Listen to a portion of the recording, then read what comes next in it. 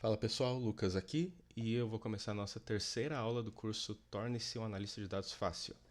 E hoje eu vou falar sobre funções, que é uma coisa que eu comentei na última aula quando eu falei sobre datas. Né? Na hora que a gente estava usando aquele between para falar que determinada data ficava entre uma e outra data, eu comentei que a gente teria que usar uma função que era date para poder adequar isso para o nosso código entender que aquilo era uma data. Então agora eu quero explorar um pouco melhor o que é uma função, porque isso é um conceito que 90% das vezes é muito mal explicado em escola, às vezes até na graduação. Então mesmo quem estuda exatas, né, acaba tendo dificuldade com isso. Então, mas é uma coisa muito simples que não precisa ser complicada. Então, vamos entender certinho o que exatamente é uma função. Uma função, a melhor forma da gente entender ela é pensar como sendo um elemento que ele vai se transformar em alguma coisa, vai se transformar em um resultado. Então, para início de conversa, eu vou pensar numa função que recebe informação e trabalha essa informação. Então, por exemplo, a função soma, que é uma função do Google Sheets, do Excel mesmo, onde você recebe uma informação ou algumas informações e você se transforma em alguma coisa. Então, por exemplo, aqui eu estou usando a versão em inglês, né? Então eu vou usar a função sum e eu vou colocar aqui dentro da função sum duas informações, 2 e 3. Essa célula se tornou 5, né? Ou seja, a função ela se transformou aqui no número 5 para mim. Então é nesse sentido que eu quero falar que ela se torna um resultado. Né? Porque no próprio lugar onde você escreve a função e você imputa, né? Você coloca a informação aqui necessária para ela, ela já vira para você o resultado, que é 5. Então toda função ela vai ser mais ou menos nesse formato aqui. E eu vou explicar o porquê mais para frente do porquê o mais ou menos. Ela vai ter um nome e, em geral, não sempre, ela vai ter esse abre e fecha parênteses. Tá? E dentro desse abre e fecha parênteses, a gente vai colocar o argumento ou argumentos. Tá? Então, são duas partes importantes. Então, você tem a própria função, designada pelo nome, e você tem o lugar onde você vai colocar os argumentos da função. E o que é relevante também a gente saber sobre funções é que elas têm uma tarefa por trás delas. Por exemplo, a função soma, ou sum mesmo, ela vai ter, por exemplo, aquele exemplo que eu dei ali em cima, argumento 2 e 3. Então, para tentar fazer o paralelo, a função sum, esse vai ser o nome dela. O 2 e o 3 aqui no caso estão desempenhando o papel de argumento. E a gente vai ter a tarefa dela que é o quê? Somar todos os argumentos dados. E a gente tem que entender também esse princípio de que a função ela vai assumir aquele valor, né? Ela vai se transformar naquele valor, ela não vai processar a sua entrada e vai jogar um valor em algum lugar. Não, ela própria, no lugar que você coloca ela, ela já assume aquele valor. O que eu quero dizer com isso? Vamos para o exemplo da última aula, onde eu expliquei sobre o fato de... Eu expliquei duas coisas, né? A primeira coisa que eu expliquei foi, na hora que a gente faz aqueles comparativos, né, dentro do where, a gente precisa comparar bananas com bananas. O que isso quer dizer? Isso quer dizer que o tipo de dado comparado ele tem que ser o mesmo. Né? Lembra disso daqui, né? Invoice date, né? Ou seja, a data de venda ela deve estar entre duas datas que eu quero escrever aqui. Né? E então, para eu ter o mesmo tipo de dado, eu fiz uma jogada que eu falei que eu ia explicar mais tarde, que era usando a função date. Ó, você vê aqui que date ela tá no mesmo formato lá de cima, né? Nesse mesmo formato aqui que eu estava passando para vocês. Certo? Qual que é o nome da função date? Date. Qual o argumento que ela está levando? Esse daqui. A gente tem um texto aqui dentro desse parênteses. Ela é uma função que vai receber um formato de texto e nessa formatação aqui, ano, tracinho, mês, tracinho, dia. E qual que é a tarefa que essa função date desempenha? No caso, a tarefa que a função date faz é transforme um texto na forma ano, mês, dia para o formato de data. Então, isso daqui, o que ele está fazendo é pegando esse texto e transformando em data. Para quê? Para eu poder fazer a comparação de banana com banana. Então, para eu poder comparar o invoice date, que está no formato de data, com duas coisas que também sejam data. Tá? Então, é meio que isso que ele está fazendo. Então, a tarefa ela pode ser referente a várias coisas. Né? Por exemplo, a soma, a tarefa dela é somar todos os argumentos que estão lá dentro. Se eu fizer o paralelo aqui com a função date que eu acabei de explicar, aqui eu vou ter um texto no formato ano, mês e dia. E a tarefa essa é aquela que eu escrevi aqui embaixo, né? Eu posso ter funções que não necessariamente tenham argumentos também. Existe uma função que a gente usa aqui em SQL que ela se chama, e eu vou falar dela mais para frente, ela se chama current date. E essa função não tem argumento.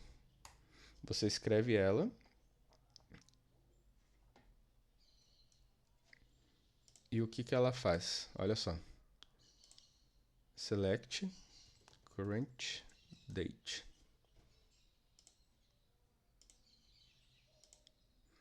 Ela simplesmente retornou a data de hoje, current date, né? Ou seja, a data presente.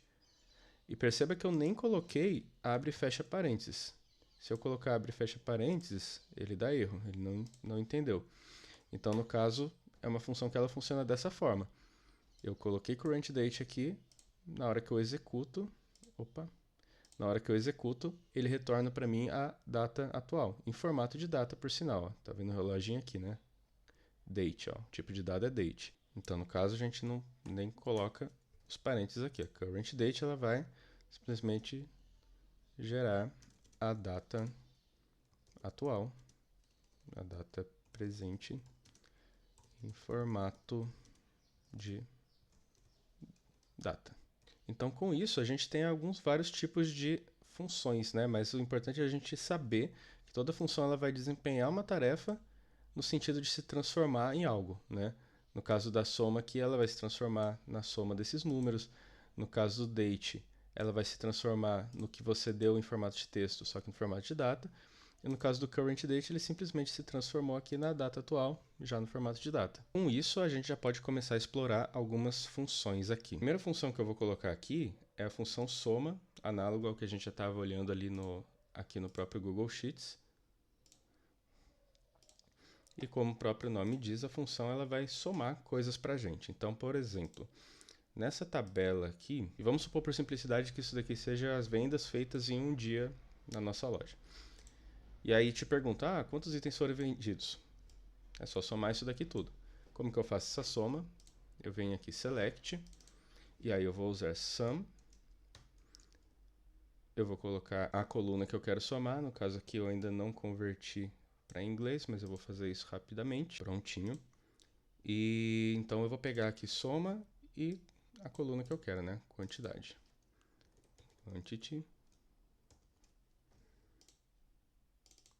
Posso dar um nome para essa soma aqui, inclusive, né? Posso colocar aqui as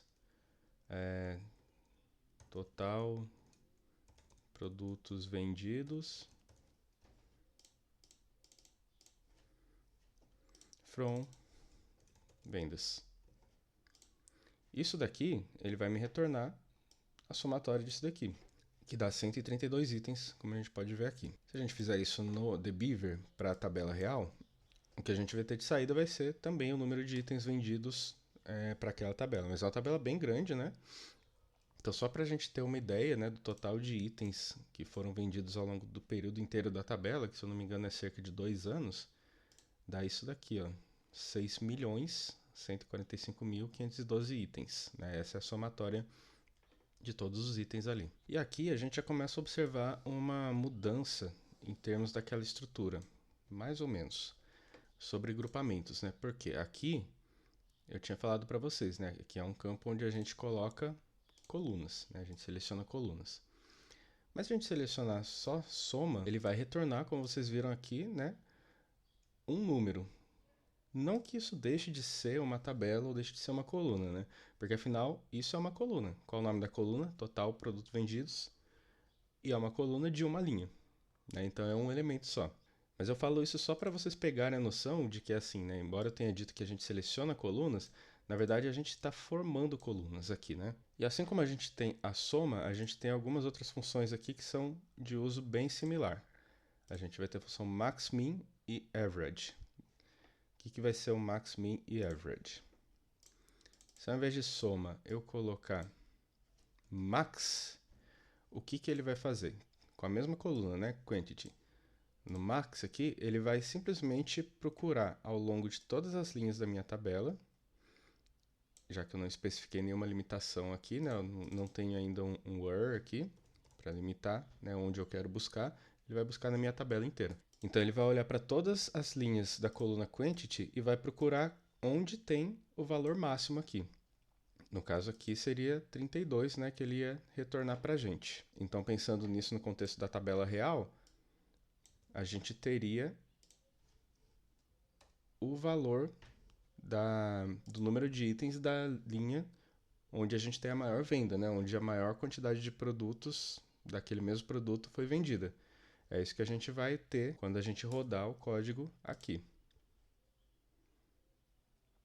Então, dando play, a gente vê que tem uma linha onde foram comprados 80.995 do mesmo produto. É até estranho isso, né?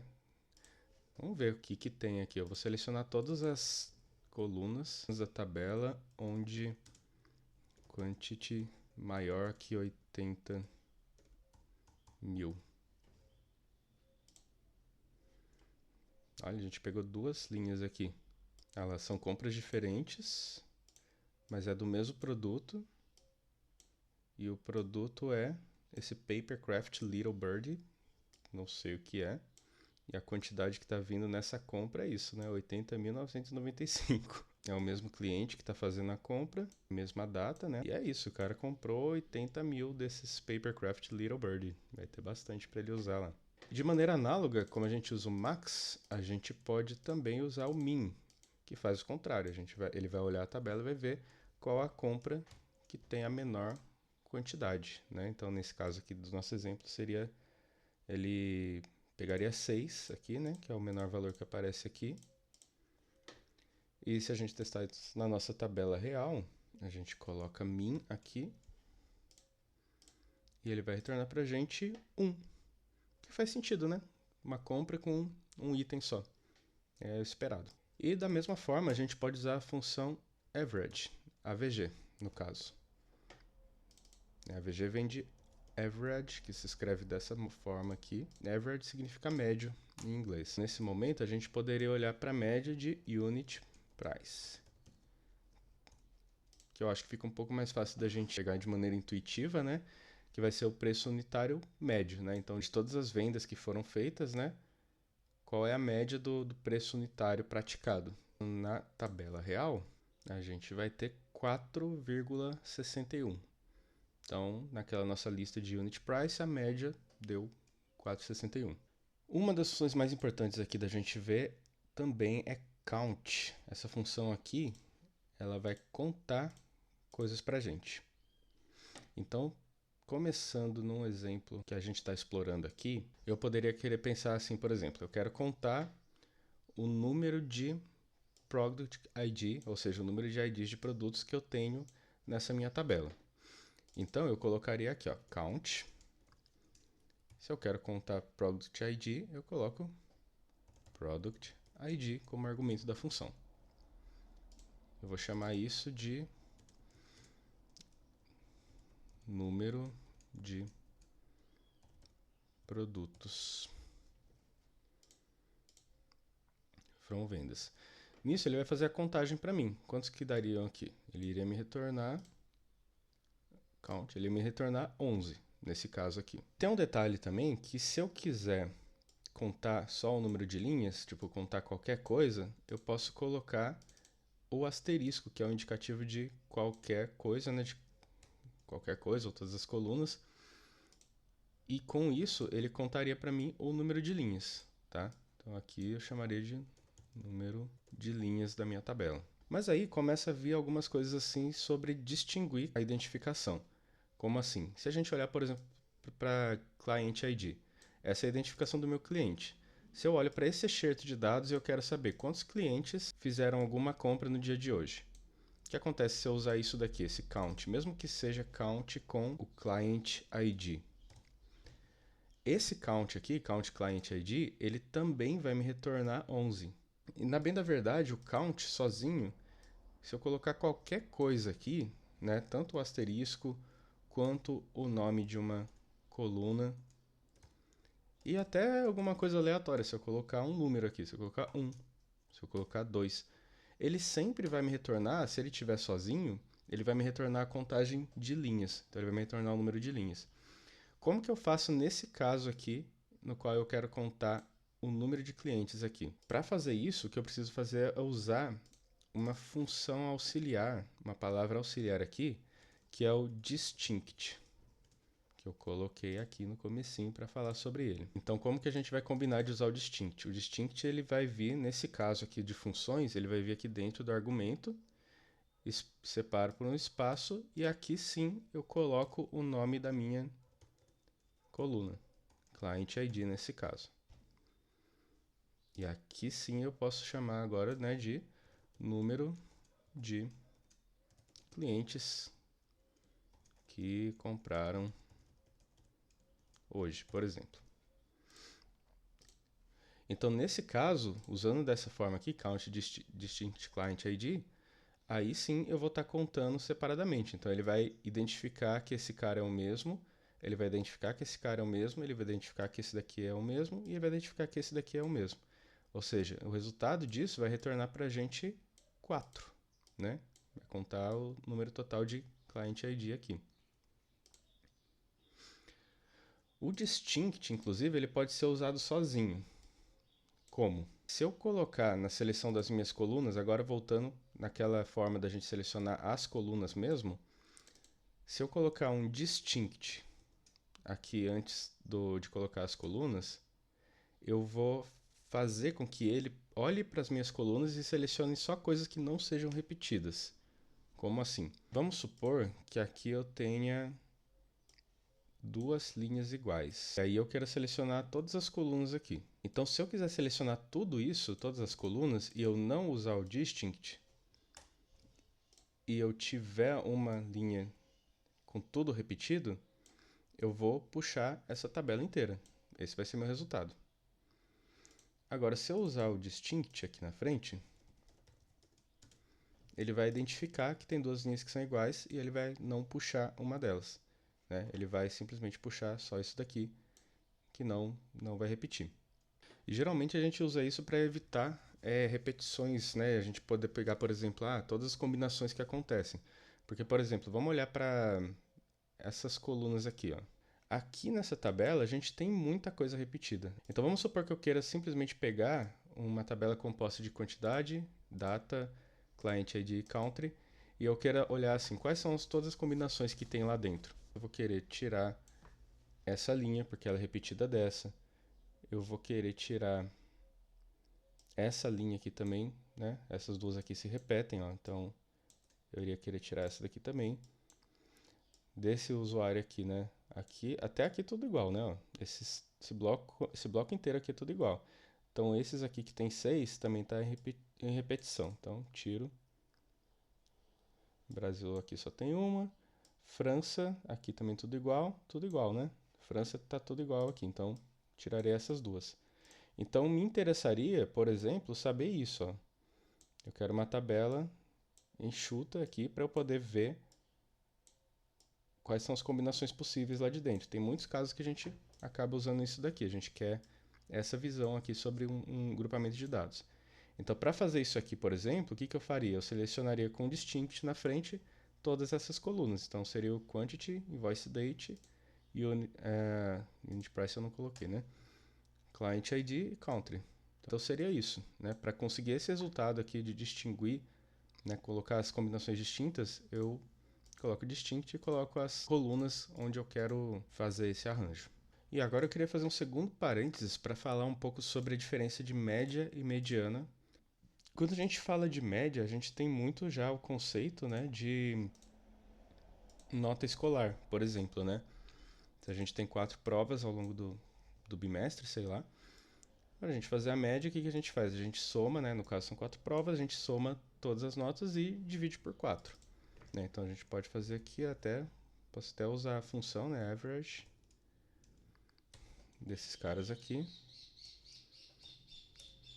E sai 7,5 como média. Então é um conceito que a gente já está um pouco mais familiarizado. Agora, mediana é um conceito que a gente não usa tanto, a não ser no campo de estatística e tudo mais. O que é a mediana? A mediana é um conceito de você pegar todas as suas amostras ali, tudo que você tem ali, por exemplo, no caso de provas, cada prova seria uma amostra, né? Cada prova tem uma nota.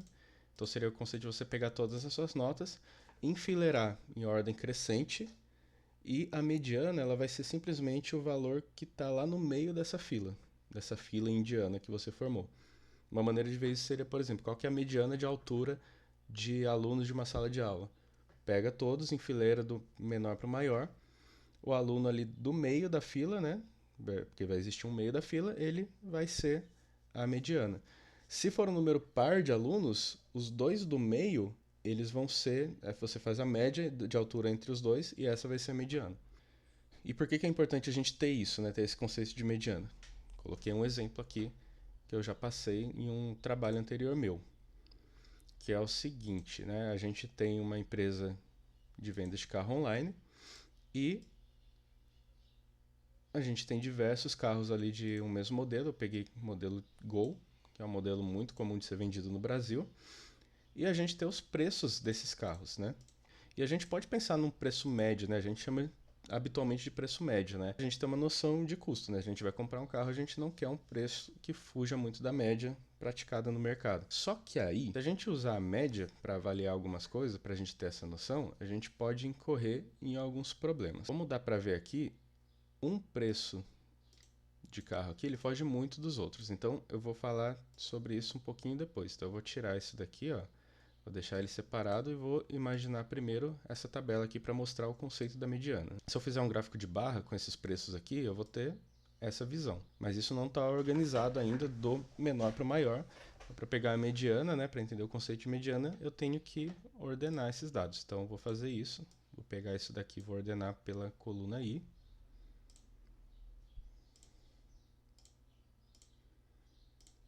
E assim eu consigo pegar qual que seria o valor, né? Aqui eu vou ter 1, 2, 3, 4, 5, 6, 7, 8, 9, 10, 11, né? Então eu tenho um número ímpar, beleza? Então eu consigo saber que a mediana vai ser o valor intermediário aqui, né? 1, 2, 3, 4, 5, 6. Esse valor aqui, 33 mil. Tanto é que se eu usar a função de mediana do Excel para esse conjunto aqui de dados, vai me dar 33 mil. Ele tem a função median desse conjunto de dados e me deu 33 mil, porque é o valor central aqui na fila indiana. E um problema que eu encarei real no meu trabalho, na primeira empresa de dados que eu trabalhei, foi esse. O usuário, na hora dele vender um carro, ele poderia colocar o preço que ele quisesse, não tinha uma limitação sobre isso, né? Até porque os carros têm preços muito diferentes, né? Tem carros que custam na faixa de 30 mil? Tem carros que custam na faixa de 500 mil? Existe também. Então, para não ter essa limitação, a empresa deixava em aberto a pessoa poder escolher qualquer preço que ela quisesse colocar. Só que, a análise que eu fiz nessa ocasião, a gente estava percebendo que tinham muitos carros assim, carros populares, que é o caso do Gol, inclusive, com uns preços exorbitantes, que atingiam esses valores. Por exemplo, 27 milhões, que é o caso aqui, né? E isso faz sentido? Não, não faz sentido. O que a gente julgou que podia ter acontecido na época é uma confusão de casa decimal, né? A pessoa se enrolou ali, achou que tinha que digitar zeros para casa decimal e acabou digitando 3 zeros a mais, né? Então, onde a pessoa queria colocar 27 mil, ela acabou colocando sem querer 27 milhões. E aí qual que é o problema disso? O problema está na hora de você falar em preço médio. Porque se você pergunta, qual o valor, né? Qual o preço médio desse conjunto de gols aqui? Se eu fizer a média, olha o preço médio que está dando. Ó, tá vindo pra gente R$ 2.280.000 de preço médio.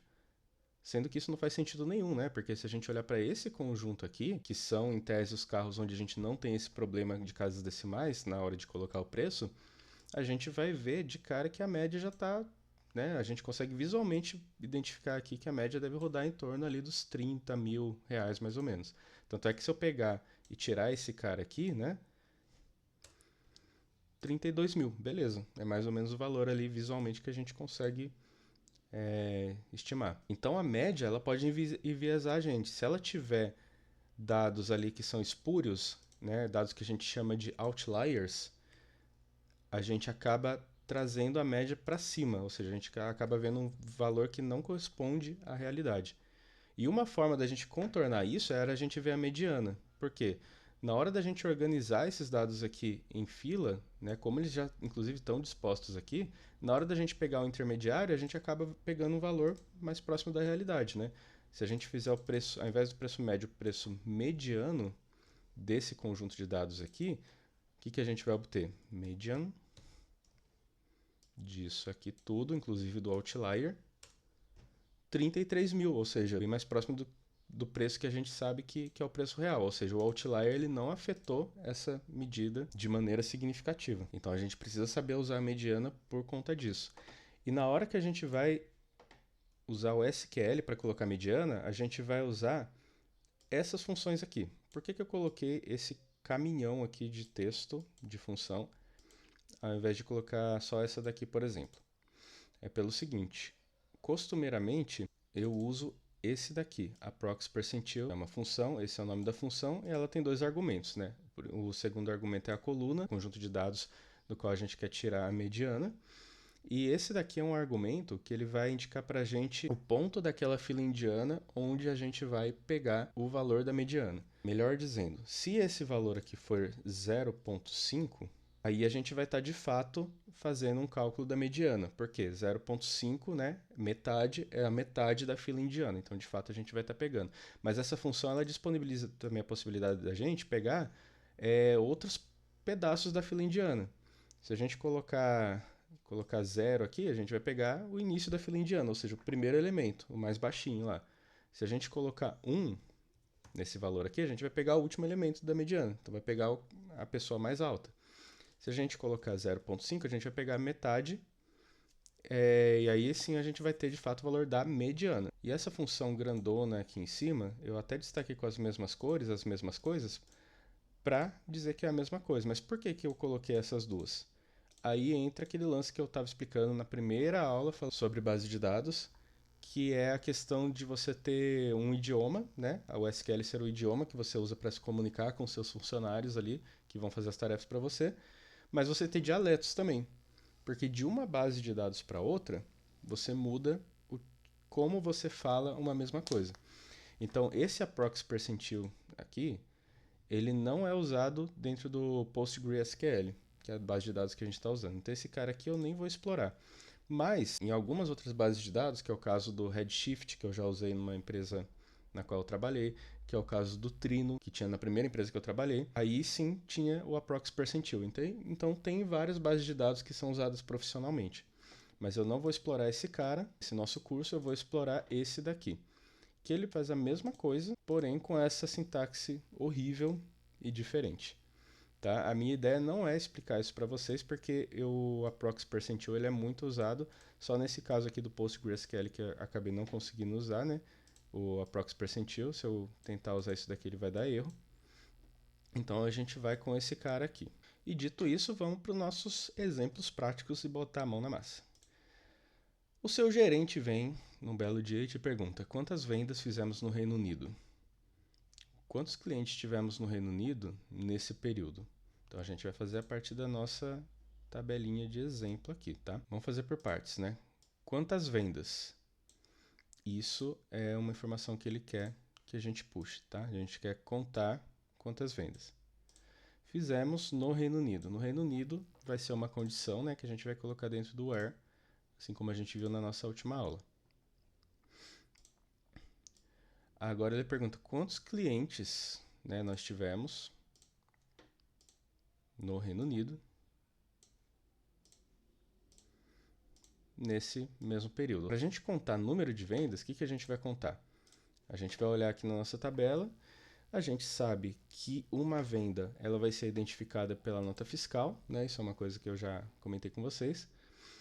Então, na verdade, o que ele quer é de notas fiscais, justo? Se ele quer saber o número de notas fiscais, a gente quer contar quantas notas fiscais a gente tem. Mas lembrando, né, aqui a gente tem ela repetida em várias linhas, né? Tem essa daqui, tem essa daqui, tem essa. Então, para a gente contar esse número de vendas aqui, a gente vai contar, né, count. A gente precisa distinguir os diferentes invoice number. Então, a gente vai colocar um distinct aqui.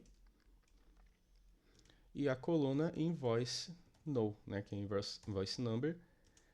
E eu vou chamar isso de número de vendas. E ele pede que seja no Reino Unido, então eu preciso colocar a condição aqui, né? Claro, da tabela vendas, isso a gente já sabe. E eu vou colocar where o país seja Reino Unido. E aí, beleza, isso daqui ele já me tira o número dessa primeira pergunta. Quantas vendas foram feitas no Reino Unido dentro de toda a nossa tabela? Se a gente colocar isso na nossa base de dados, vamos ver quantas vendas que a gente fez. Então, from vendas, where count, display. Número de vendas, 23.494 vendas. 23.000 vendas. Se a gente quiser ver, por exemplo, o Brasil,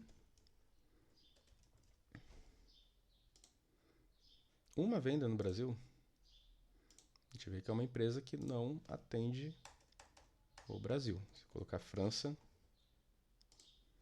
461. Então, assim, é uma empresa que tem muito mais vendas no Reino Unido, né?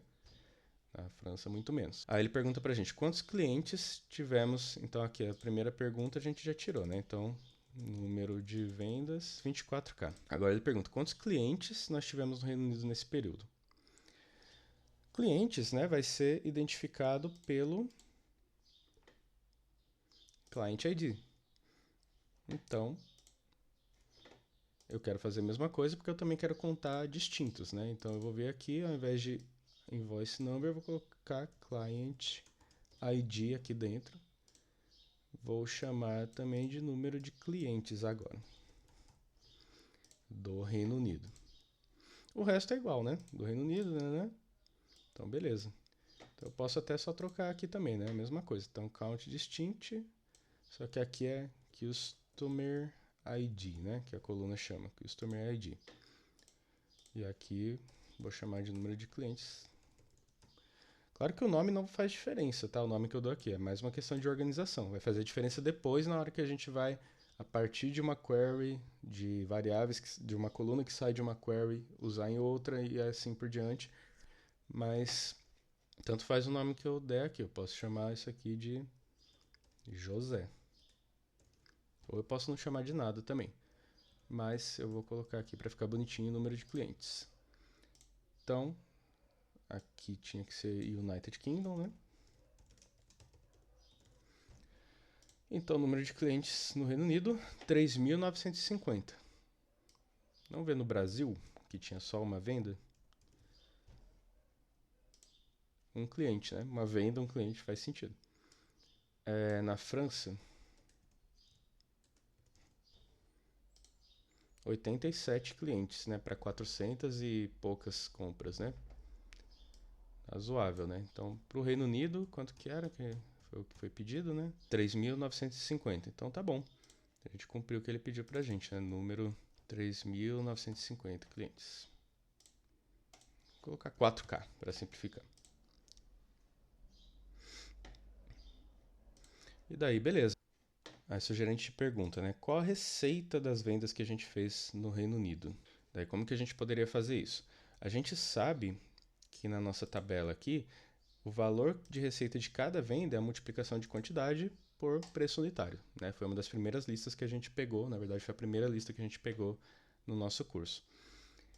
E a gente sabe que se a gente somar esse valor multiplicado ao longo de todas as linhas, a gente vai estar somando a receita total de vendas que a gente tem, né? Então é isso que eu vou fazer aqui. Eu sei que o valor de receita gerado em uma linha é quantity vezes unit price. Só que aí eu quero somar esse carinha aqui de todas as linhas. Então o que eu faço? Eu coloco esse cara aqui como argumento da minha função de soma. Então eu vou colocar sum, aqui, abre parênteses, fecha parênteses. Então isso daqui vai me dar a minha receita. From vendas. E aqui eu jogo where, porque eu quero saber no Reino Unido, né? Então, de novo, where. Dessa forma eu vou conseguir ver a receita que foi gerada ao longo de todas as vendas registradas na minha tabela vendas por compras feitas por gente, né? Por clientes do Reino Unido. Vamos ver como é que isso fica aqui na tabela real.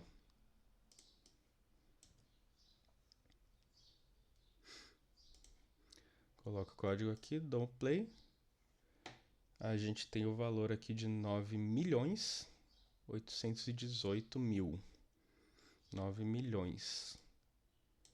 Então a gente pode colocar aqui o valor, né? Só para a gente arredondar. Brasil, aquela uma compra.